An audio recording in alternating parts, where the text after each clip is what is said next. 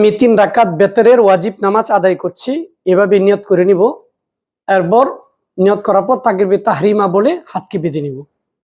আল্লাহু আকবার বলে হাতকে বেঁধে নিলাম। এরপর সানা পড়ব।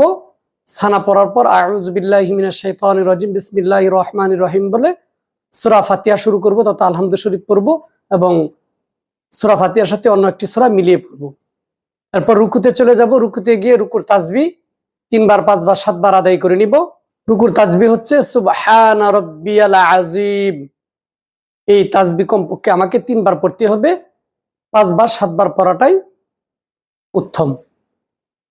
এরপর সাজদায় চলে যাব। সাজদায় গিয়ে 2টি সাজদা আদায় করব। সাজদার তাসবিহগুলো পড়ে নেব। সুবহানা রাব্বিয়াল আ'লা, সুবহানা রাব্বিয়াল আ'লা।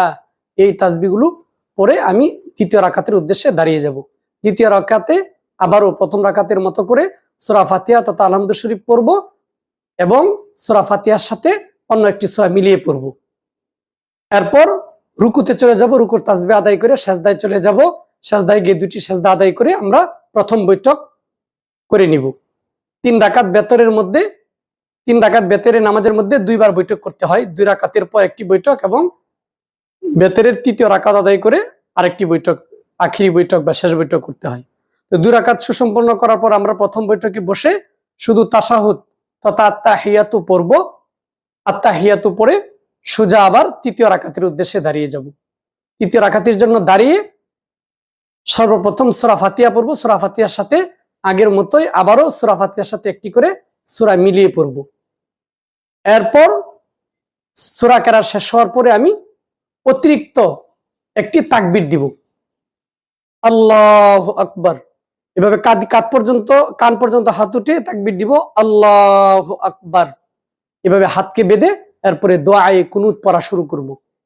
বেতরের 3য় রাকাতের মধ্যে সূরা কেরাত পড়ে অতিরিক্ত একটি তাকবীর দিয়ে এরপরে হাতকে বাঁধা অবস্থায় দোয়ায়ে কুনুত পড়তে হয়।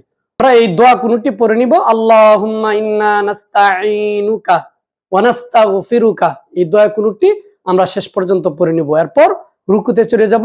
রুকু থেকে রুকুর তাসবিহ আদায় করে আবার সাজদায় চলে যাব। 2টি সাজদা আদায় করে আখিরি বৈঠক করব।